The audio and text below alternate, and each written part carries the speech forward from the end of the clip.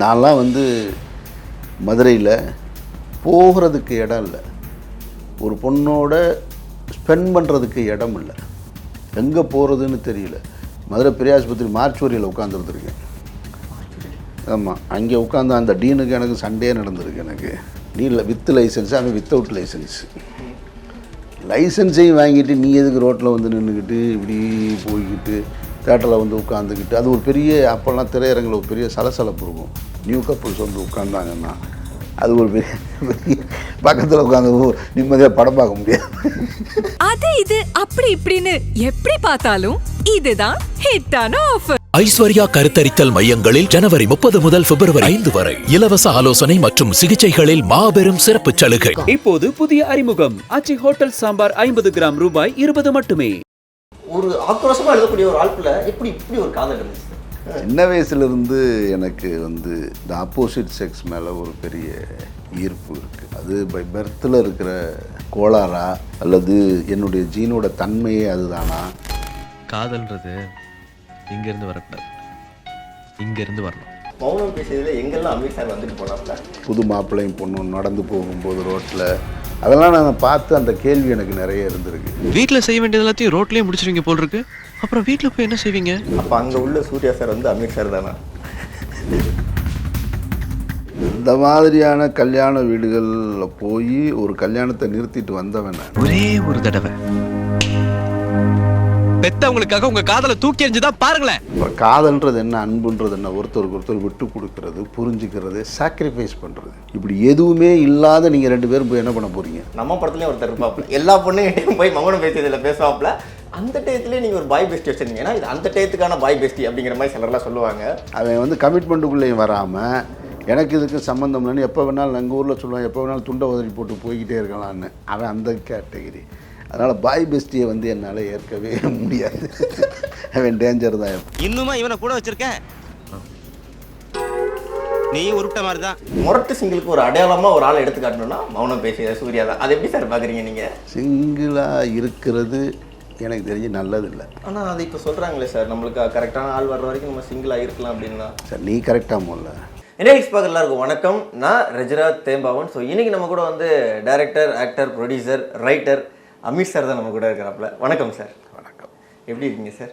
நலமாக இருக்கேன். நல்லா இருக்குங்க சார். எங்களுக்கு இந்தியா லிக்ஸ் உங்களை சந்திக்கிறதுல பெரிய மகிழ்ச்சி சார். எனக்கு இன்னொன்று வந்து மௌனம் பேசியதுக்காக உங்களை இன்டர்வியூ எடுக்கும்போது சரி, இல்லை இதுக்கு முன்னாடி நீங்கள் கொடுத்த இன்டர்வியூலையும் சரி, வேற ஒரு அமீர் சார் எங்களால் பார்க்க முடியுது. ரொம்ப ஸ்மைலிங்காக, சாமிங்காக, ஒரு லவர் பாயா பார்க்குறது ரொம்ப ஓவராக உண்மைக்குமே சார். அதாவது இந்த பூக்கின்னு சொல்லுவாங்க சார். இப்போ ரீசெண்ட் டயத்தில் இந்த ரொம்ப ரக்கடாக இருக்கிறவங்க டக்குன்னு ஒரு க்யூட்னஸாக பண்ணால் பூக்கின்னு சொல்லுவாங்க. இப்போ பூக்கி அமீர் சார் எங்களால் பார்க்க முடியாது. அதனால சார்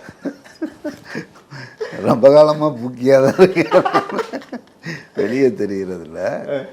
ரிஃப்ளெக்ஷன் தானே லைஃப்ன்றது.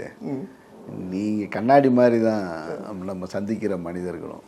உங்களுடைய கேள்வியை வச்சு தானே நான் பதில் சொல்ல முடியும். இப்போ மௌனம் பேசியதை பற்றி பேசுகிறோம்னா அதுக்குள்ளே காதல் இருக்குது. காதலை பற்றி பேசுனா தன்னை அறியாமல் உள்ளே இருக்கிற உணர்வு வந்து வெளியே வரும் இல்லையா? அதுதான் காரணமாக இருக்க முடியும்னு நினைக்கிறேன் நான். கேள்வி சூடாக இருந்துச்சுன்னா பதில் எப்படி? பதில் காட்டமாக உடனே மீசி முடிக்கிறேன் பார்த்துக்கலாம். இல்லை சார், நான் ரொம்ப ரசித்தேன் சார். இன்னொன்று அமீர் சார் வந்து இந்த மாதிரி பார்க்குறதுக்கு எனக்கு ரொம்ப பிடிச்சிருக்கு. இன்னும் நிறையா சிரிச்சுக்கிட்டே இருங்க. இந்த மாதிரி படங்கள் அமீர் சார், ஏன்னா லவ் வந்து ரொம்ப அழகாக கொடுத்துருந்தீங்க. ஆனால் அமீர் சார் சொன்னப்பல இது என் கான்செப்டே கிடையாது, நான் பயங்கரமாக ஒரு சப்ஜெக்ட் வந்து கொண்டு வந்தேன், ஆனால் என்ன இப்படி எடுக்க வச்சிட்டாங்க அப்படின்னு சொல்கிறீங்களே. ஆனால் அமீர் சார் இதையுமே ஒரு காவியமாக்கி இன்ன வரைக்கும் என்ன ரிசர்ச் ஒர்க் பண்ணும்போது சொல்கிறேன், எல்லாரும் இன்னும் ஃப்ரெஷ்ஷாக இருக்குது அந்த ஃபீல் வருதுன்னு ஒரு ஆக்ரோஷமாக எழுதக்கூடிய ஒரு ஆட்குள்ள எப்படி இப்படி ஒரு காதல் இருந்துச்சு சார்? எனக்குள்ளே இருந்தது தானே, உள்ளே இருக்கிறத வெளியெடுத்து போட்டாச்சு. சின்ன வயசுலேருந்து எனக்கு வந்து இந்த ஆப்போசிட் செக்ஸ் மேலே ஒரு பெரிய ஈர்ப்பு இருக்குது. அது பை பர்த்தில் இருக்கிற கோளாறா அல்லது என்னுடைய ஜீனோட தன்மையே அதுதானா, இல்லை மேனுஃபேக்சரிங் டிஃபெக்டா, இதெல்லாம் எனக்கு தெரியாது. நான் வந்து அதிகம் கவனிக்கப்படாமல் வளர்ந்த ஒரு பையன், வீட்டில் கடைசி. அதனால் என்னை யாரும் பெருசாக எடுத்துக்க மாட்டாங்க. ஆனால் கடைக்குட்டிக்கு செல்லம் அதிகம் சொல்லுவாங்க. கடைக்குட்டிக்கு செல்லம் இருந்திருக்கலாம், இன்னும் எனக்கு நடந்தது. அதனால் பார்ப்பதற்கு ரொம்ப சுமாரான ஒரு பையன். அதனால் வந்து என்னை ஒன்று பெருசாக ஒரு ஒரு ஒரு ஒரு ட்ரௌசர் போட்டு அப்படியே அங்கிட்டு அதனால் ஒரு அட்டென்ஷனே இருக்காது எனக்கு என் மேலே யாருக்குமே. என்னுடைய ஃபஸ்ட்டு லவ்வர் யாருன்னா எனக்கு எங்கள் அம்மா தான். அவங்கள தவிர எனக்கு ஒரு பெரிய உலகம் சின்ன வயசில் கிடையாது. நான் ஸ்கூல் விட்டு வீட்டுக்கு வந்தேன்னா எங்கள் அம்மாவை தான் தேடுவது தான் எனக்கு ஒரு பெரிய வேலையே. நான் வீட்டுக்கு வரும்போது எங்கள் அம்மா இருக்கணும். ஸ்கூல் விட்டு வரும்போது எங்கள் அம்மா இல்லாத வீடு எனக்கு வெறுமையாக இருக்கும். அதை சொல்ல தெரியாது. அப்படியே தேடிக்கிட்டே இருப்பேன். எங்கள் அம்மா எங்கே போயிருக்காங்களோ அந்த இடத்துக்கு தேடி ஓடுவேன் நான். சொந்தக்காரங்க வீட்டுக்கு போயிருப்பாங்க, அக்கம் பக்கத்தில் ஃபோன் கம்யூனிகேஷன் அதெல்லாம் கிடையாது. அப்போ அவங்கள தேடி ஓடுவேன். ஸோ அதுக்கு பின்னால் ஒரு டீனேஜ் வரும்போது ஸோ நம்மளை யாராவது கன்சிடர் பண்ண மாட்டாங்களா, நம்ம கூட யாராவது பேச மாட்டாங்களா, நமக்காக காத்திருக்க மாட்டாங்களா, இப்படிலாம் வந்து ஒரு பயங்கரமான ஒரு ஏக்கம் இருந்திருக்கு. அது அப்படியே வந்துக்கிட்டே இருந்தது. அதை யாராவது ஃபில் பண்ணியிருந்தாங்கன்னு வச்சுக்கோங்களேன், நான் சரியாக இருந்திருப்பேன். அப்போவே கூட மேபி இருந்திருக்கலாம் இல்லையா. ஒரு ஸ்கூல் டைம்லையோ காலேஜ் டைம்லையோ அந்த அந்த ஃபில் இன் த பிளாங்க்ஸை வந்து ஃபில் பண்ணியிருந்தாங்கன்னா என்னோடய இது முடிஞ்சிருக்கும். அப்படி யாருமே ஃபில் பண்ணலை. அது ஃபில் பண்ணாதது எனக்கு ஒரு வகையில் நல்லதாக போச்சுன்னு நான் இப்போ ஃபீல் பண்ணுறேன். ஃபில் பண்ணியிருந்தாங்கன்னா அது அங்கேயே முடிஞ்சிருக்கும். உதாரணத்துக்கு ப்ராப்பர் எக்ஸாம்பிள் சொல்லணும்னா, இன்றைக்கு உலகம் முழுக்க நீங்கள் வந்து காதலுக்கு நினைவாக இருக்கிறது எல்லாமே தோற்று போன காதல் தான். வெற்றி அடைஞ்ச காதல் எதுவுமே உங்களுக்கு உதாரணம் கிடையாது. எல்லாமே அம்பியாபதி அமராவதி தோற்று போனவங்க, லைலா மஜ்னு தோற்று போனவங்க, எல்லாமே தோற்று போனவங்களெல்லாம் காவியமாக வருவாங்க. ஜெயித்தவங்க பூரா புருஷன் முண்டாட்டியாக செட்டில் ஆயிடுவாங்க. பேரம்பேத்தி எடுத்து தாத்தா பாட்டி ஆயிடுவாங்க. புரியுதா உங்களுக்கு? புரியுது சார், நல்லா இருக்குது சார். ஆனால் இந்த ஒரு பாயிண்ட் ஆஃப் வியூவில் நான் நினச்சி பார்த்தது இல்லை சார் நான்.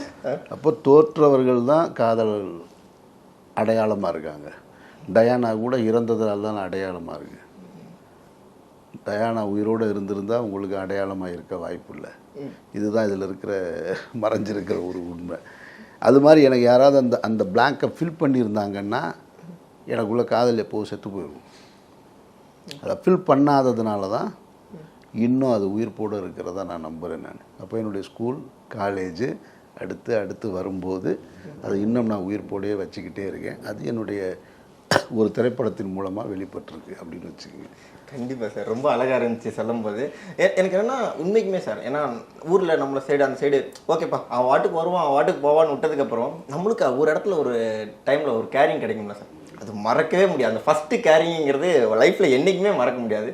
நான் அமீர் சார் கிட்ட கேட்கேன், முதல்ல அந்த கேரிங் அதாவது அம்மா கிட்ட கிடச்சிச்சு, ஓகே, அதுக்கப்புறம் வெளியில் எங்கே கிடச்சிச்சு? அது கிடைக்கல. அது நீங்கள் சொன்னது மாதிரி காலேஜுன்னு கேட்டிங்கல்ல. ஆமாம், கால் கிடைச்சது போல் இருக்கும், கிடைக்கல. அப்போ அதுவுமே டெம்பரவரியாக கிடைச்சது, எல்லாமே டெம்பரவரி இப்போ வரைக்கும் அப்படின்னு வச்சுங்களேன்.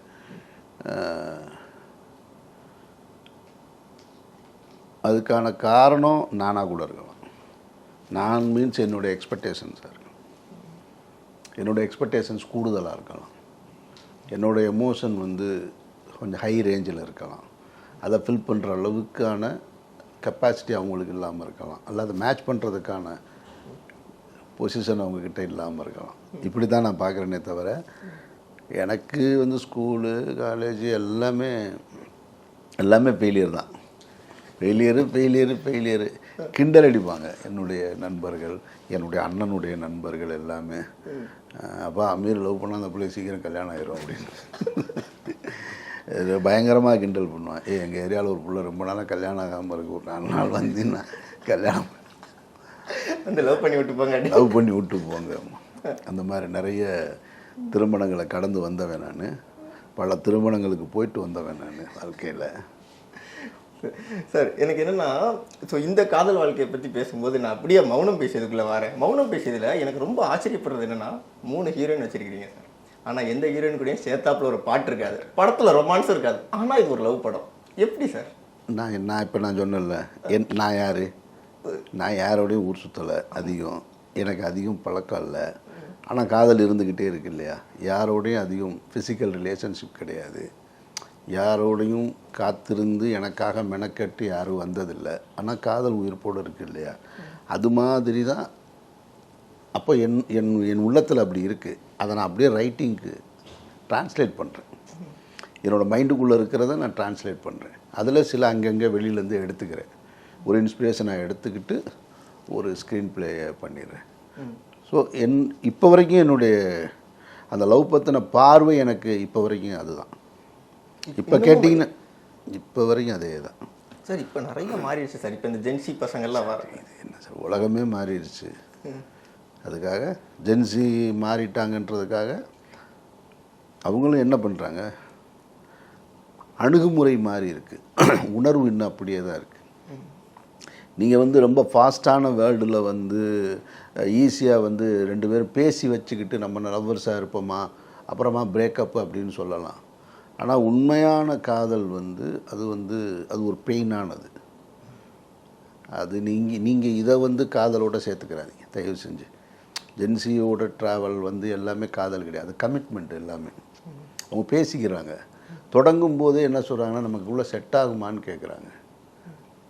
செட் ஆகிட்டு வர்றதில்ல காதல்.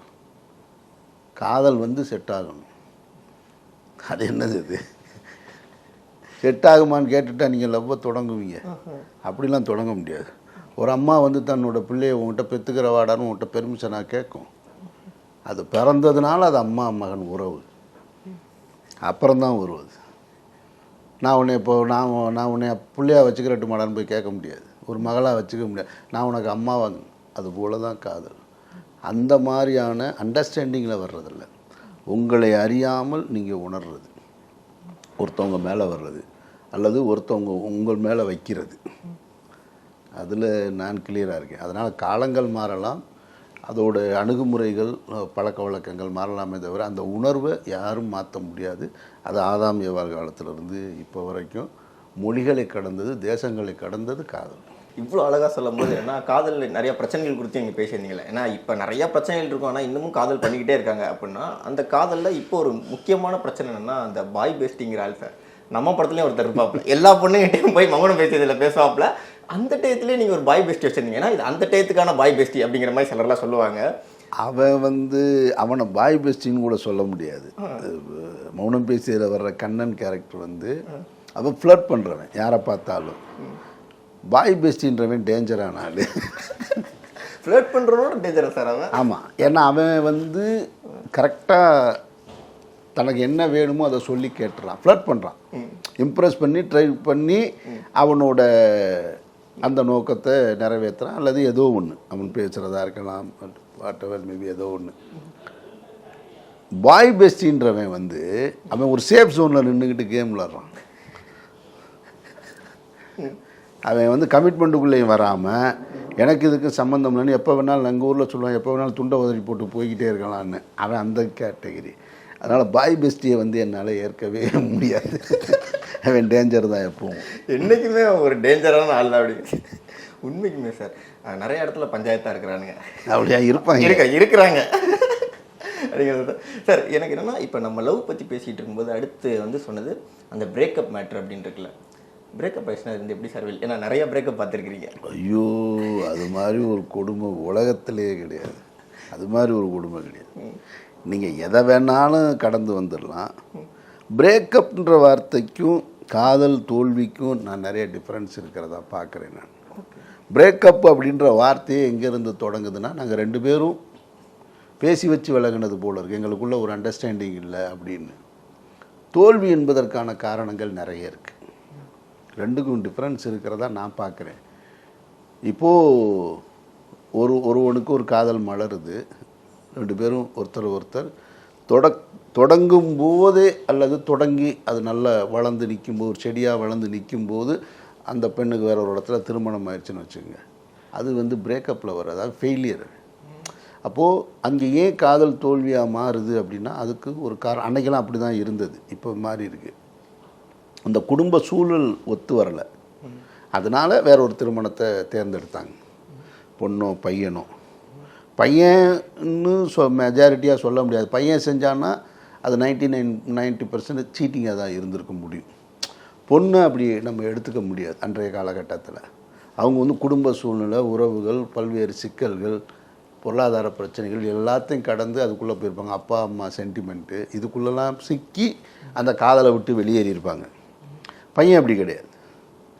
பையன் ஒன்று திட்டமிட்ட நோக்கத்தோடு இருந்திருக்கலாம், லாம் தான் இருப்பான்னு நான் சொல்லலை. நான் சொல்கிறது பெரும்பான்மையாக சொல்கிறேன். அதில் சின்சியராக இருந்தவங்க. நீங்கள் இப்போ தாடின்றது வந்து பொத்தாம் பொதுவாகிடுச்சு. நீங்கள் நான் அவர் அன்றைக்கெல்லாம் காதல் தோல்வி தாடி வச்சுருக்கான்னா லவ் ஃபெயிலியரா அப்படின்னு ஐடென்டிஃபை பண்ணுவான். அது வந்து ஒரு மிலிட்ரி ட்ரெஸ் போட்டிருக்க மாதிரி, நீங்கள் மிலிட்ரியிலேருந்து வர்றீங்களான்ற மாதிரி நீங்கள் ஃபெயிலியர் கேஸா அப்படின்னு அப்படி இருந்தது. இப்போ பிரேக்கப்ன்றது இவங்களே அதை பேசி பழகும்போதே செட் ஆகுமான்னு கேட்டு தொடங்குறாங்க. அப்புறம் பிரேக்கப்ன்ற வார்த்தை எப்படி ரொம்ப பெருசாக வரும்? அது ஒரு அண்டர்ஸ்டாண்டிங்கில் தானே நீங்கள் தொடங்குறீங்க. அப்புறம் பிரேக்கப்னா ஓகே ஃபைன், பிரேக்கப் ஆகிடுச்சுன்னா இன்னொன்று திரும்ப டிட்டாச்சபிள்னா அட்டாச்சபிள் வந்துடும்ல, திரும்ப அட்டாச்மெண்ட் வந்துடும்ல, அவ்வளோதானே. அது அப்படி தான் இருக்கிறதா நான் பார்க்குறேன். என்னால் அதுக்காக நான் ஒட்டுமொத்தமாக ஜென்ஜியோடைய உணர்வுகளை கொச்சப்படுத்த விரும்பலை. நான் அதுக்குள்ளே போய் என்னால் அதை புரிஞ்சுக்க முடியலைன்னு வேணால் நான் சொல்கிறேன் நான். ஆனால் பிரேக்கப்ன்ற வார்த்தைக்கு பெருசாக நான் ஏமாந்துட்டேன்னு சொல்லணும் அல்லது ஏமாற்றிட்டாங்கன்னு சொல்லணும். அதில் பெயின் இருக்கும். பிரேக்கப்ன்றதில் என்ன பெயின் இருக்குதுன்னு எனக்கு தெரியல. தேவைப்பட்டால் எடுத்துக்கலாம், அப்படி தானே? இல்லை, எனக்கு என்னென்னா சார், இப்போ அந்த லவ்வில் அந்த டைம் பீரியட் இருக்குல்ல சார், லவ்வாக இருக்கட்டும் பிரேக்கப்பாக இருக்கட்டும், அந்த டைம் பீரியட் வந்து ரொம்ப கம்மியாக தான் இருக்குது, ஷார்ட் டைம் ஸ்பேனாக தான் இருக்குது. அதுக்கு காரணம் வந்து சிலர் என்ன சொல்கிறாங்கன்னா, எல்லாரையும் ஈஸியாக அப்ரோச்சபிளாக இருக்கிறாங்க. அது வந்து சொசைட்டியோட சமூகத்தோடைய மாற்றம் தான். எதனால் நினைக்கிறீங்க சார்? சமூக மாற்றம் தான். ஒரு இந்தியா போன்ற ஒரு நாட்டில் ஒரு ஆணும் பெண்ணும் தூரமாக இருந்து பழகக்கூடிய சூழல் இருந்தது. கிராமங்கள், தொடர்பு அவ்வளவு ஈஸியாக இருக்காது. இப்போது எல்லாமே தொடர்புக்குள்ளே வந்துட்டீங்கல்ல. நீங்கள் நினச்சா ஒரு பெண்ணை அப்ரோச் பண்ணணுன்னா ரொம்ப ஈஸி. செல்ஃபோன் இருந்தால் போதும், நீங்கள் மெசேஜ் பண்ணி கேட்டுக்கலாம்.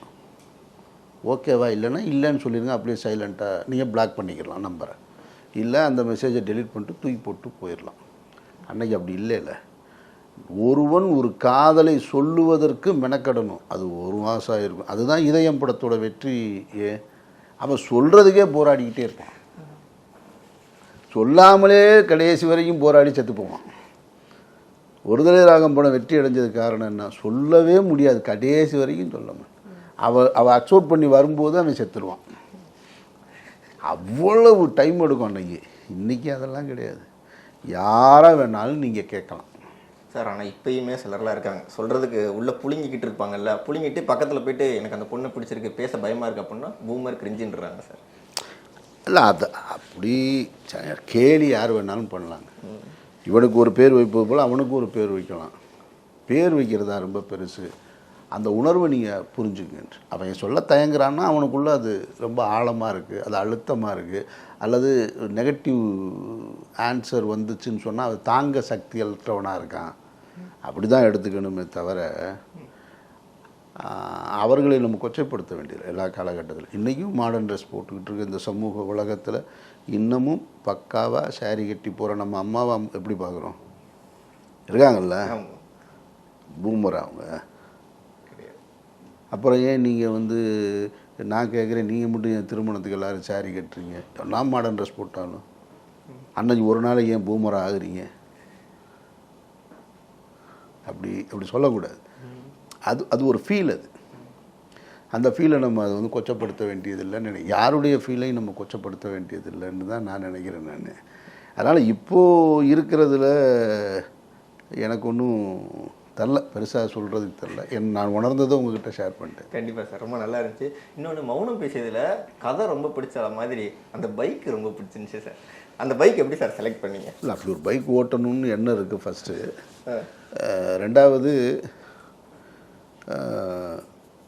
ஒருத்தன் தனியாக இந்த சமூகத்தோடு பயணிக்கணும்னு ஆசைப்பட்றான்ல. எல்லாருமே வந்து பெண்கள்னால் உயர்வாக பார்த்துக்கிட்டு இருக்கும்போது தன்னுடைய தேவதைகளாக வச்சுக்கிட்டு இருக்கும் பொழுது, நான் அந்த உலகத்துலேருந்து வெளியில் வந்து எனக்கான வாழ்க்கையை வாழணும், அதுக்குள்ளே போய் சிக்கிடக்கூடாதுன்னு ஒருத்தன் கவனமாக பயணிக்கிறவன் எப்படி இருப்பான்?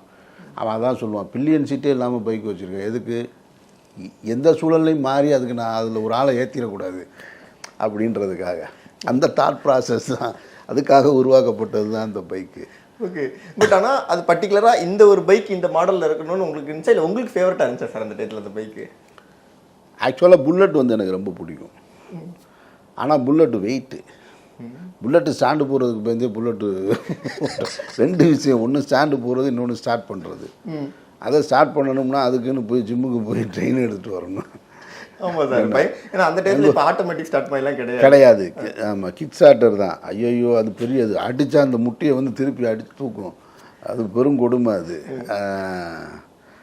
அப்புறம் அதை வந்து பெரும்பான்மையாக அப்போ என்னன்னு பார்த்தீங்கன்னாக்க ரொம்ப வசதியான ஆட்கள், இப்போ இந்த மதுரையிலலாம் வட்டி கொடுக்குறவங்க தான் பெரும்பான்மையாக புல்லட்டில் வருவாங்க. மைனர்கள் தான் வருவாங்க. இந்த கட்ட பஞ்சாயத்து பண்ணுறவங்களா தான் சார் அது. அதனால் அதை நான் கொஞ்சம் மாடிஃபை பண்ணி அதை ஒரு யூத்துக்கான ஒரு ஒரு ஒரு ஒரு வாகனமாக ட்ரை பண்ணியிருந்தான் வச்சேன் நான். அது எனக்கு ஆக்சுவலாக பிடிச்ச பைக்குன்னா யமஹா பிடிக்கும். யமஹா 100 ரொம்ப RX100 சார். RX100 இன்னைக்கு கொடுத்தாலும் வச்சு எங்கேனாலும் போகலாம். ஏன்னா ரொம்ப அது லைட் வெயிட் சார், பயங்கர கிரேஸு. இன்னும் வரைக்கும் இன்னுமே வந்து 3rd and 4th hand வந்தால் கூட வாங்க அந்த சத்தமே இதாக இருக்கும். ஆக்சுவலாக நான் வாங்கினதே இல்லை லைஃப்பில், இன்னும் வரைக்கும் வாங்கினதே இல்லை. ஓட்டியிருக்கேன், அதிகமாக ஓட்டியிருக்கேன், எல்லா வண்டியும் ஓட்டியிருக்கேன். அது வாங்கக்கூடிய வாய்ப்பு கிடைக்கவே இல்லை கடைசி வரைக்கும் அப்படின்னு வச்சு. ஓகே, ஆனால் இன்னும் ஆசை இருக்குது RX100 வாங்கணுன்னு. அது இப்பவும் பிடிக்கும். இப்போ சிம்பிளாக இருக்கும், அப்படி டக்குன்னு ஏறிக்கும். அந்த ஹேண்ட்பேரே குட்டியாக இருக்குமா, அதை அப்படி பிடிச்சிட்டு போகும்போது அது ஒரு இது sir. Okay sir, so next வந்து எனக்கு என்னென்னா சார், இதில் வந்து லவ் படம் ரொம்ப பிடிச்சிருந்துச்சி. ஸோ எல்லோரும் இது பண்ணும்போதுமே இதில் எங்கேயோ ஒரு இடத்துல சூர்யா சார் வந்து லவ்வுக்குள்ளே ஒரு கிரே ஷேடில் இருக்கிற மாதிரியே இருக்கும். ஏன்னா வந்து ஒரு ஹீரோ தான், ஹீரோ மெட்டீரியல் தான், பட் ஆனால் அவருக்கு பொண்ணே பிடிக்காது.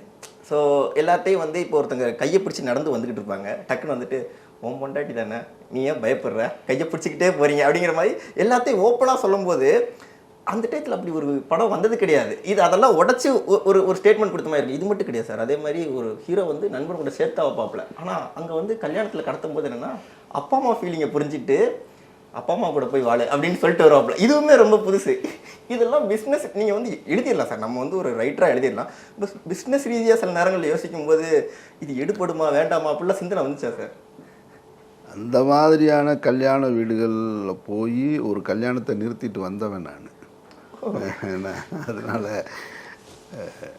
அதாவது நான் என்னுடைய காலேஜ் லைஃப்பில் நிறைய காதலர்களை சேர்த்து வச்சுருக்கேன், கல்யாணம் பண்ணி வச்சுருக்கேன். இந்த மாதிரி பிரித்து வச்ச சம்பவம் 1-2 இருக்குது. அது அந்த பையனோட இன்டென்ஷன் தெரிஞ்சு, அதெல்லாம் ஒரு பெரிய கதை இருக்குது, பேக் ஸ்டோரி இருக்குது. அது சொல்லுங்கள் சார், கேட்கலாம் சார். பெரிய கதை அது. அந்த கதையே 40 நிமிஷம் ஓடும், அதுக்குள்ளே அவ்வளோ இருக்குது. அதனால் அதை தூக்கி வச்சிட்டேன் நான். சேர்த்து வச்சதை எல்லோரும் சொல்கிறாங்க, பிரித்து வச்சதை சொல்லுவோம் நம்ம. அதுக்கு ஒரு நோக்கம் இருக்குல்ல. அந்த தகப்பை கேட்ட கேள்விக்கான கேள்வி சரிதானே. நான் லவ் பண்ணுறேன்னு சொன்னேன், 2 பேரும் லவ் பண்ணீங்க. ஒன்று ப்ரீவியஸாக சொல்லி பேரண்ட்ஸை எதிர்த்துருக்கணும். அந்த கதையில் வர்றது அப்படி இருக்காது. விடிஞ்சா கல்யாணம், நீ ராத்திரியில் ஓடி போகிறேன்ற, அது எப்படி சரியாக வரும்? ஒன்று நீ உண்மையிலேயே எவ்வளோ பிரச்சனைகளையும் தாண்டி அந்த பொண்ணோட கரம் பிடிக்கணும்னு ஆசைப்பட்டவனாக இருந்தால் அந்த வீட்டில் போய் நீ அப்ரோச் பண்ணியிருப்பேன். அவங்க இல்லைன்னு சொல்லியிருக்கலாம், அல்லது கொடுத்துருக்கலாம், 2 குடும்பமும் போயிருக்கலாம், இல்லை உங்கள் அம்மா அப்பாவை கன்வின்ஸ் பண்ணிட்டு அந்த இடத்துக்கு போயிருக்கலாம், சாதியோ மதமாக தடுக்குதோ நின்று ஃபைட் பண்ணியிருந்துருக்கலாம், இல்லை அந்த பொண்ணும் ஃபைட் பண்ணியிருக்கலாம். அந்த பொண்ணும் வீட்டில் பார்க்கும்போது நல்ல நாள் பார்க்கும்போது நேரத்துக்கு ஒத்துக்கிட்டு அவங்க எப்படியும் ஒரு நாள் குறிச்சிருப்பாங்க, சொந்த பந்தத்துக்கு பத்திரிக்கை அடித்து சொல்லியிருப்பாங்க. அவங்க அப்பா ஒரு திருமணம்னாலே கடன் வாங்கி தான் பண்ணணும், யாராக இருந்தாலும். 95% கடன் வாங்காமல் திருமணம் கிடையாது. அந்த கடனை வாங்குறதுக்கு ஒரு தகப்பை எத்தனை இடத்துல போய் நின்றுருப்பான், எவ்வளோ பார்த்துருப்பான். சரி, தான் வளர்த்த பிள்ளை ஒரு இடத்துல கட்டி கொடுக்க போகிறோம்ன்ற எவ்வளோ கனவுகளை சுமந்திருப்பான். உறவுகளை பூரா ஒட்டுமொத்தமாக மண்டபத்தில் கூட்டி வந்து வச்சுருக்கும் போது அங்கேருந்து கிளம்புறதுன்றது எப்படி லாஜிக்காக இருக்கும்? அப்புறம் காதல்ன்றது என்ன, அன்புன்றது என்ன, ஒருத்தருக்கு ஒருத்தர் விட்டு கொடுக்கறது, புரிஞ்சுக்கிறது, சாக்ரிஃபைஸ் பண்ணுறது. இப்படி எதுவுமே இல்லாத நீங்கள் 2 பேரும் போய் என்ன பண்ண போகிறீங்க அப்படின்றது அந்த கொஸ்டினே. அந்த டைலாகே அதில் அதுதான் இருக்கும். அப்போ அவனும் அதுக்கு எலிஜிபிள் இல்லை, அந்த பொண்ணும் அதுக்கு புரியாமல் நின்றுக்கிட்டு இருக்க ஒரு பொண்ணாக இருக்குது. ஸோ அப்போ அவங்கள சேர்த்து வைக்கிறதுனால 10 பைசா பிரயோஜனம் கிடையாது, நான் உறுதியாக இருக்கேன். ஸோ நான் பிரித்து வச்சதெல்லாம் இந்த கேட்டகரியில் ஒரு 2 பேரை தான். ஓகே. ஸோ அதுதான் காட்சியாக வந்து சேர்ந்தது. அப்போ அங்கே உள்ள சூர்யா சார் வந்து அமீர் சார் தானா? நிறையா இருக்கும். அப்படியா சார்? நிறைய தொடர்பு இருக்கும். எனக்கு எனக்கு எனக்கு என்னென்னா இப்போ ரொம்ப ஆர்வமாக இருக்குது சார். மௌனம் பேசியதில் எங்கெல்லாம் அமீர் சார் வந்துட்டு போனாப்புல? எல்லாம் பல நேரங்களில் பேசுகிற வசனங்கள், காட்சிகள், ஒரு புது மாப்பிள்ளையும் பொண்ணும் நடந்து போகும்போது ரோட்டில், அதெல்லாம் நான் பார்த்து அந்த கேள்வி எனக்கு நிறைய இருந்திருக்கு. அன்றைய காலகட்டத்தில் ஒரு 20 இயர்ஸ்க்கு ஒரு தலைமுறைக்கு முன்னால் வந்து பொது இடங்களில் ஒரு ஆணும் பெண்ணும் உட்காந்து அவ்வளோ சீக்கிரம் பேச முடியாது, வாய்ப்பு இல்லை. இப்போ வரைக்கும் அந்த சிக்கல் இருக்குது. அப்போல்லாம் பார்த்தீங்கன்னா பீச்சில் மொட்டை வெயிலில் உட்காந்துருப்பாங்க. ஒரு போட்டு இருந்துச்சுன்னா அந்த போட்டுக்கு பக்கத்தில் இருக்கிற நிழலில் போய் உட்காந்துருப்பாங்க. ஏன் உட்காந்துருக்காங்க அன்றைக்குன்னா அவங்களுக்கு சாய்ஸ் இல்லை. ஒரு ஆணுக்கும் பெண்ணுக்கும் சாய்ஸே கிடையாது. சமூகமும் அங்கீகரிக்காத ஒரு விஷயமா இருக்குது. புரியுதா உங்களுக்கு? இன்றைக்கி வந்து காதலர் தினம் கொண்டாடுற அளவுக்கு அப்போல்லாம் இவ்வளவு இல்லை. 30 வருஷத்துக்கு முன்னாடிலாம் அப்படி இல்லாதப்போ அவங்களுக்கு ஆப்ஷன் இல்லை. அதனால் கிடைக்கிற இடத்தை பயன்படுத்துவாங்க. அது திரையரங்கோ, பீச்சோ, எங்கேயோ ஏதோ ஒரு இடத்துல பொது வெளியிலையோன்னு. நான்லாம் வந்து மதுரையில் போகிறதுக்கு இடம் இல்லை, ஒரு பொண்ணோட ஸ்பெண்ட் பண்ணுறதுக்கு இடம் இல்லை, எங்கே போகிறதுன்னு தெரியல. மதுரை பெரியாஸ்பத்திரி மார்ச்சுவரியில் உட்காந்துருந்துருக்கேன். ஆமாம், அங்கே உட்காந்து அந்த டீனுக்கு எனக்கு சண்டே நடந்திருக்கு. எனக்கு இடம் கிடையாது மதுரையில் எங்கே போகிறது அப்படிலாம் ஒரு லொக்கேஷனே கிடையாது. அவ்வளவு ஃப்ரீயாலாம் இருந்துடவும் முடியாது. இது யதார்த்தம். இந்த ஃபேக்டை நீங்கள் புரிஞ்சுக்கணும். நீங்கள் அதனால் அவங்க அப்படி இருக்காங்க. நீ கல்யாணம் ஆயிடுச்சு, நீ இல்லை வித் லைசன்ஸு, அவன் வித்தவுட் லைசன்ஸு. லைசன்ஸையும் வாங்கிட்டு நீ எதுக்கு ரோட்டில் வந்து நின்றுக்கிட்டு இப்படி போய்கிட்டு தேட்டரில் வந்து உட்காந்துக்கிட்டு, அது ஒரு பெரிய, அப்போல்லாம் திரையரங்கில் ஒரு பெரிய சலசலப்பு இருக்கும். நியூ கப்புள்ஸ் வந்து உட்காந்தாங்கன்னா அது ஒரு பெரிய பக்கத்தில் உட்காந்து நிம்மதியாக படம் பார்க்க முடியாது. அப்போது எதுக்கு? அதனால் கேட்டேன். எல்லாத்தையுமே இங்கேயே பண்ணிட்டுனா அப்புறம் வீட்டில் போய் என்ன பண்ணுவேன் அப்படின்னு. அப்போ அங்கேயே அமீர் சார் வந்துட்டு போயிருக்காப்புல. அப்படி அங்கங்கே வரும், கொப்பளிக்கும். ஆனால் நல்லா இருந்தது சார். அது எனக்கு என்ன சார், மௌனம் பேசியதுக்கப்புறம் இன்ன வரைக்கும் நிற்கிறதுக்கு ஒரே காரணம்னா, முரட்டு சிங்கிளுக்கு ஒரு அடையாளமாக ஒரு ஆளை எடுத்து காட்டணும்னா மௌனம் பேசிய சூர்யா தான். அது எப்படி சார் பார்க்குறீங்க நீங்கள்? நான் சிங்கிள் கிடையாது, அது நான் இல்லை. Okay sir. சிங்கிள் போல் ஒருத்தர் இருந்தார் எங்கள் டீமில். அவர் ஒரு இன்ஸ்பிரேஷன் எனக்கு. அந்த கேரக்டரோட அவருடைய பேச்சுவார்த்தை பழக்க வழக்கங்களை தான் நான் வந்து கௌதமாக உருமாற்றி என்னுடைய கருத்துக்களை தூக்கி உள்ளே வச்சேன். என்னுடைய தாட் ப்ராசஸ் எல்லாத்தையும். சிங்கிளாக இருக்கிறது எனக்கு தெரிஞ்சு நல்லதில்லை, என் பார்வையில் அவசியமும் இல்லை. ஆனால் அது இப்போ சொல்கிறாங்களே சார், நம்மளுக்கு கரெக்டான ஆள் வர்ற வரைக்கும் நம்ம சிங்கிளாக இருக்கலாம் அப்படின்னா. சார் நீ கரெக்டாக போல, நான் கரெக்டுன்னு ஒருத்தர் கரெக்டான ஆள் வரணும்னு கேட்குறான்னா அவன் உள்ளத்தில் என்ன இருக்குது? அவன் ரொம்ப பெர்ஃபெக்ட்னு அவன் நம்பிக்கிட்டு இருக்கான்னு அர்த்தம். மௌனம் பேசியதில் எனக்கு இன்னொன்று ரொம்ப பிடிச்சதுன்னா சூர்யாஸோட லுக்கு ரொம்ப பிடிக்கும் சார். ஏன்னா பார்த்து ஸ்ட்ரக்சர் பண்ணுவேன். போட்ட ட்ரெஸ்ஸாக இருக்கட்டும், கிளாஸஸாக இருக்கட்டும், நடந்த வாக்லேருந்து எல்லாமே ரொம்ப ஸ்டைலிஷாக இருக்கும். இப்போ வரைக்கும் எனக்கு கடைசியாக ரெட்ரோ கார்த்திக் சுப்பராஜ் அவங்க மேடையில் பேசும்போதுமே எனக்கு மௌனம் பேசிய சூர்யா தான் எனக்கு ரொம்ப பிடிக்கும் அப்படின்னு சொல்லியிருந்தாங்க. எங்கள் எல்லாருக்குமே அந்த லுக் வைஸ் ரொம்ப பிடிச்சிருந்துச்சு. எப்படி சார்? ஏன்னா ஒரு ஆளை வந்து அவ்வளோ தூரம் அதை ரசிக்காமல் ஒரு டேரக்டர் அப்படி பண்ண முடியாது. எப்படி சார் அந்த லுக்கை கிரியேட் பண்ணி? இல்லை, நான் சூர்யாவை ரொம்ப ரசிப்பேன். பொதுவாக சில நடிகர்களை ரசிப்போம். சூர்யா என்னுடைய நண்பராக இருந்ததுனால அது கூடுதலாயிடுச்சு. அதனால் நான் சூர்யாவோட பயணித்த காலங்களில் அவரை வந்து நான் இப்படி பார்க்கணுன்னு ஆசைப்பட்டேன். அவருடைய ப்ரீவியஸ் ஃபிலிம்ஸ்லாம் பார்த்துருக்கேன். நந்தாவும் ஃபுல்லாக ஒர்க் பண்ணியிருக்கிறதுனால நம்ம காட்ட நினைக்கிற சூர்யா இது இல்லை, வேறு அப்படின்றத என்னுடைய கற்பனையும் எனக்குள்ளே இருந்தது எல்லாத்தையும் சேர்த்து மொத்தமாக வச்சு அவருக்குள்ளே வச்சாச்சு. அதனால தான் அது இவ்வளோ காலம் கடந்து நிற்கிதுன்னா அது காரணம் அதுவாக கூட இருக்கலாம். நான் ரசிப்பேன். சூர்யா இந்த ட்ரெஸ்ஸு போடுங்க, வேணாஞ்சி இது போடுங்க, இதுவும் பாரு ஏங்க நீங்கள் இதை போடுங்க, தெரியாது. அது ரெகுலர் ஃபார்மேட்டுக்குள்ளே இருக்காது. அன்றைய காலகட்டத்தில் வந்த படங்களில் அவன் எல்லாருமே கலர்ஃபுல்லாக கான்ட்ராஸ்டாக வேறு மாதிரி இருந்திருக்கும். நான் ஒரு லுக்கை ட்ரை பண்ணியிருப்பேன். நான் அந்த வாக்கு, அந்த டேர்னு, அந்த லுக்கு எல்லாத்தையுமே. அதான் சொல்லல, எங்கேயாவது ஒரு இடத்துல நீங்கள் என்னை பார்க்கலாம், நான் எல்லாமா இருப்பேன். நான் மௌனம் பேசிய கௌதமுக்குள்ளேயும் இருப்பேன், பருத்தி வீரனாகவும் இருப்பேன், எல்லாமே நான் கடந்து வந்த ஏரியா தான் அது. இப்படி கையில் தூக்கி இப்படி மடித்து கட்டும்போது அப்படியே இருந்திருக்கேன். புரியுது அவங்களுக்கு? புரியுது. இப்படி கையை போட்டு இப்படி நிற்கும் போது நின்றுருக்கேன் நான். பருத்திகாரன் ஆகிட்டீங்க நீங்கள். ஆமாம். நான் ராமில் இருக்கிற அந்த அவனாவும் இருந்திருக்கேன், அந்த அம்மா கிட்ட இருக்கிற மடியில் படுத்திருக்கேன் இல்லை அவனாவும் இருந்திருக்கேன் நான். எல்லாமா இருந்திருக்கேன், எல்லாமா அங்கங்கே வந்திருக்கேன். எல்லாம் வந்துருக்கு.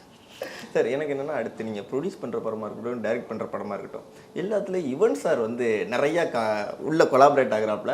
யுவன் சார் உங்களுக்கு எவ்வளோ சார் பிடிக்கும்? அதுலேருந்து ஆரம்பிக்கலாம். யுவனை பெரும்பான்மையான இளைஞர்களுக்கு பிடிக்கும். இளையராஜா என்கின்ற மாபெரும் இசை வித்தகர்கிட்டருந்து வந்தவர். இவனுடைய ப்ளஸ் என்னென்னா இளையராஜா சாரோட சோல் இருக்கும், அதில் ஒரு மாடர்ன் டச் இருக்கும். இளையராஜாவை பார்த்து இசையமைத்த இசையமைப்பாளர்கள் நிறைய இருக்காங்க, அவரோட டியூன்லேருந்து எடுத்தவங்க. அவங்க என்ன செய்வாங்கன்னா இளையராஜா போலவே வேறு ஒரு இடத்துல போட்டு கொடுப்பாங்க. இவன் அப்படி இல்லை, அங்கேருந்து எடுத்து இவர் வேறு ஒரு ஃப்ளேவர் அதில் கலப்பார். பழைய பில்லாவுக்கும் புது பில்லாவுக்கும் உள்ள டிஃப்ரென்ஸ் இருக்கிற மாதிரி. சரியான எக்ஸாம்பிள் சார். கதை ஒன்று தான், அது நடக்கிற இடம், களம், காஸ்டியூமு, கலர் சென்ஸு, எவ்வளோ டிஃப்ரென்ஸ் இருக்குது. அப்படி வச்சுங்க. ஏன்னா மௌனம் பேசியதோட அந்த பிஜிஎம் கேட்டாலே அந்த சீனை ஃபீல் பண்ண வைப்பாப்புல. அந்தளவுக்கு அந்த பிஜிஎம் டோன் வந்து சூப்பராக கொடுத்துருப்பாங்க.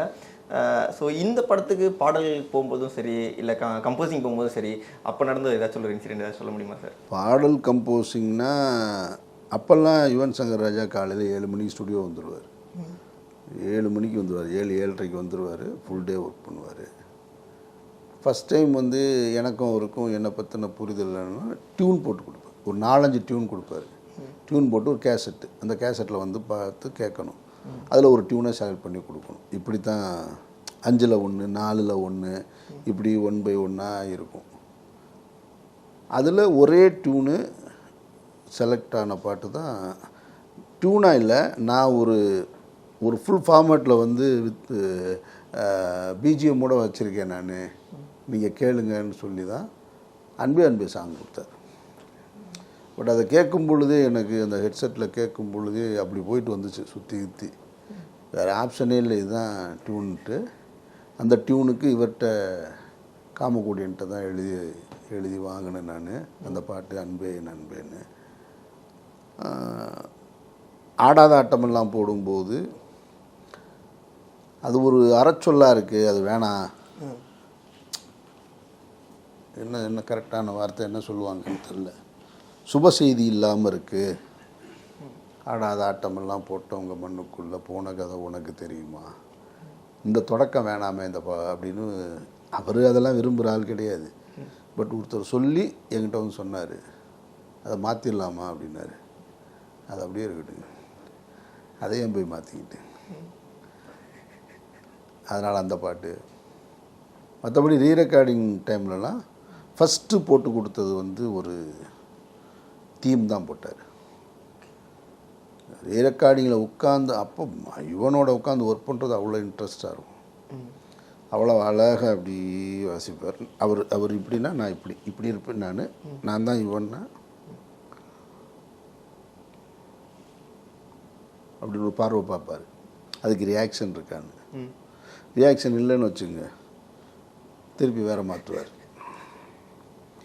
இப்போ அப்படி பார்க்கும்போது அது முதல்ல அது என்னது இதா இல்லை அது இதா அப்படின்னு இருக்குது. அப்போ அந்த ரியாக்ஷன் இருந்துச்சுன்னா அங்கே வந்து அது வந்து செலக்டட். இப்படி நாங்கள் 2 பேரும் இப்படி தான் ஒர்க் பண்ணுவோம். தீம் தான் ஃபஸ்ட்டு போட்டார். அந்த மௌனம் பேசியதே தீம். டடடங் டங் டங் டங் டங் டங் டங் டங் டங் டங், அதுதான் ஃபஸ்ட்டு போட்டது. அது அப்படி வந்து சேர்ந்துருச்சு. இன்றைக்கி என்னோடய கம்பெனிக்கு அதுதான் வச்சுருக்கேன் நான், ஏஎஃப்சிக்கு. நான் அதான் ரொம்ப அழகாக இருந்துச்சு.